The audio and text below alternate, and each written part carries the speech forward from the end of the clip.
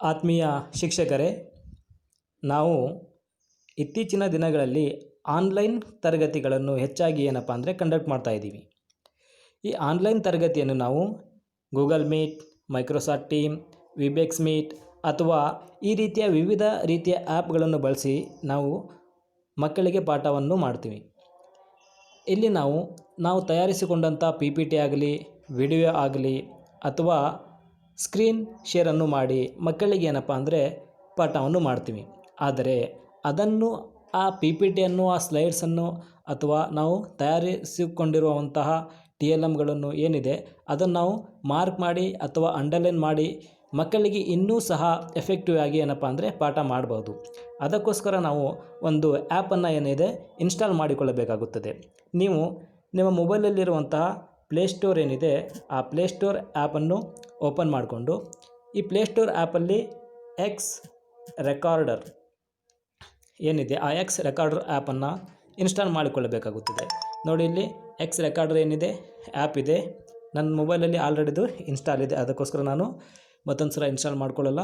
ನೀವು ನಿಮ್ಮ ಮೊಬೈಲಲ್ಲಿ ಇನ್ಸ್ಟಾಲ್ ಆದಮೇಲೆ ಬ್ಯಾಕ್ ಹೋಗಿ ನಿಮ್ಮ ಮೊಬೈಲಲ್ಲಿ ಆ ಆ್ಯಪ್ ಎಲ್ಲಿದೆ ನೋಡಿ, ಅಲ್ಲಿ ಆ ಆ್ಯಪನ್ನು ಓಪನ್ ಮಾಡಿದ ಮೇಲೆ ಕೆಳಗಡೆ ನಿಮ್ಮ ಮೊಬೈಲಿನ ಕೆಳಗಡೆ ಏನಿದೆ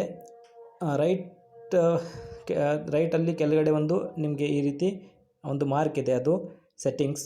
ಆ ಸೆಟ್ಟಿಂಗ್ಸನ್ನು ಓಪನ್ ಮಾಡ್ಕೊಳ್ಳಿ. ನೋಡಿ, ಇದರಲ್ಲಿ ರೆಸೊಲ್ಯೂಷನ್ ಇದೆ, ಕ್ವಾಲಿಟಿ ಇದೆ, ಈ ರೀತಿಯ ಹಲವಾರು ರೀತಿಯಲ್ಲಿ ಸೆಟ್ಟಿಂಗ್ಸ್ ನಾವು ಬರುತ್ತೆ. ಇದರಲ್ಲಿ ನೀವು ರೆಕಾರ್ಡ್ ಆಡಿಯೋ ಏನಿದೆ ಅದನ್ನು ಏನಿದೆ ಆನ್ ಮಾಡ್ಕೊಳ್ಳಿ. ಆ ರೆಕಾರ್ಡ್ ಆಡಿಯೋವನ್ನು ಆನ್ ಮಾಡ್ಕೊಳ್ಳಿ. ಆಮೇಲೆ ಕೆಳಗಡೆ ಇರುವಂತಹ ಏನಿದೆ ಇಲ್ಲಿ ಪಾಪಪ್ ವಿಂಡೋ ಇದೆ, ಆ ಆಪ್ಷನನ್ನು ಆನ್ ಮಾಡ್ಕೊಳ್ಳಿ. ಹೈಡ್ ರೆಕಾರ್ಡಿಂಗ್ ಡ್ಯೂರಿಂಗ್ ಅದನ್ನು ಆಫನ್ನೇ ಮಾಡಿರಿ. ಆಮೇಲೆ ಕೀಪ್ ರೆಕಾರ್ಡಿಂಗ್ ವೆನ್ ಸ್ಕ್ರೀನ್ ಅಂತ ಇದೆ, ಅದನ್ನು ಏನಿದೆ ಆನ್ ಮಾಡ್ಕೊಳ್ಳಿ. ಮತ್ತು ಇಲ್ಲಿ ಅತ್ಯಂತ ಮಹತ್ವವಾದದ್ದು ಏನಪ್ಪ ಅಂದರೆ ಇಂಪಾರ್ಟೆಂಟ್ ಏನಂದರೆ ಈ ಬ್ರಷ್ ಆಪ್ಷನ್ ಏನಿದೆ ಅದನ್ನು ನೀವು ಆನ್ ಮಾಡ್ಕೋಬೇಕು. ಯಾಕಂದರೆ ನೀವು ಬ್ರಷನ್ನು ಆನ್ ಮಾಡ್ಕೊಂಡ ಮೇಲೆ ನಿಮಗೆ ಒಂದು ಈ ರೀತಿಯ ಬ್ರಷ್ ಸಿಗುತ್ತೆ. ನೋಡಿ, ಇದನ್ನು ಆಫ್ ಮಾಡಿದ್ಮೇಲೆ ಇಲ್ಲಿ ಬ್ರಷ್ ಕಾಣ್ತಾ ಇಲ್ಲ, ಇಲ್ಲಿ ಮತ್ತೆ ಏನಿದೆ ಬ್ರಷ್ ನಮಗೇನು ಬರ್ತಾ ಇದೆ. ಈ ಬ್ರಷ್ ಏನು ಇಂಪಾರ್ಟೆಂಟ್ ಏನಿದೆ ಅಂದರೆ ಇದು ನಾವು ಈ ಬ್ರಷ್ ಮೇಲೆ ಕ್ಲಿಕ್ ಮಾಡಿದ್ಮೇಲೆ ಈ ರೀತಿ ಕೆಳಗಡೆ ಏನಿದೆ ಒಂದು ಆಪ್ಷನ್ ಬರುತ್ತೆ. ಇದರ ಮುಖಾಂತರ ಏನಿದೆ ಕಲರ್ ಅಥವಾ ನೀವು ಸೈಜ್ ಅದನ್ನು ಏನಾರೆ ಕರೆಕ್ಟಾಗಿ ಮಾರ್ಕ್ ಮಾಡ್ಕೊಂಡು ಏನಪ್ಪ ಅಂದರೆ ನೀವು ಅದನ್ನು ನಾವು ಸ್ಕ್ರೀನ್ ಮೇಲೆ ಏನಿದೆ ಮಾರ್ಕ್ ಮಾಡಬಹುದು. ಈಗ ನೀವು ಸ್ಕ್ರೀನನ್ನು ಸೆಟ್ಟಿಂಗ್ ಮಾಡ್ಕೊಂಡ್ಮೇಲೆ ಬ್ರಷ್ ಅಥವಾ ಆನ್ ಮಾಡಿಕೊಂಡ ಮೇಲೆ ಈ ರೀತಿಯ ನಿಮಗೆ ಸೈಡಲ್ಲಿ ಏನಿದೆ ನೋಡಿ, ಈ ರೀತಿಯ ಒಂದು ಆಪ್ಷನ್ಸ್ಗಳು ನಿಮಗೆ ಸಿಗುತ್ತೆ. ಆನ್ ಆದಮೇಲೆ ಆ ಆಪ್ಷನ್ ಆನ್ ಆದಮೇಲೆ ನಿಮ್ಮ ಯಾವ ಆ್ಯಪ್ನ ಮುಖಾಂತರ ನೀವು ಪಾಠ ಮಾಡ್ತೀರಾ ಅದನ್ನು ನೀವು ಆನ್ ಮಾಡ್ಕೊಳ್ಳಿ. ನಾವೀಗ ಗೂಗಲ್ ಮೀಟ್ ಏನಪ್ಪ ಅಂದರೆ ಆನ್ ಮಾಡ್ತಾಯಿದ್ದೀವಿ. ಈ ಗೂಗಲ್ ಮೀಟ್ ನಾವು ಜಾಯ್ನ್ ಆದಮೇಲೆ ಇಲ್ಲಿ ನಮಗೇನಿದೆ ಸ್ಕ್ರೀನ್ನ ಅಥವಾ ನಾವು ಪ್ರೆಸೆಂಟ್ ಮಾಡಬಹುದು.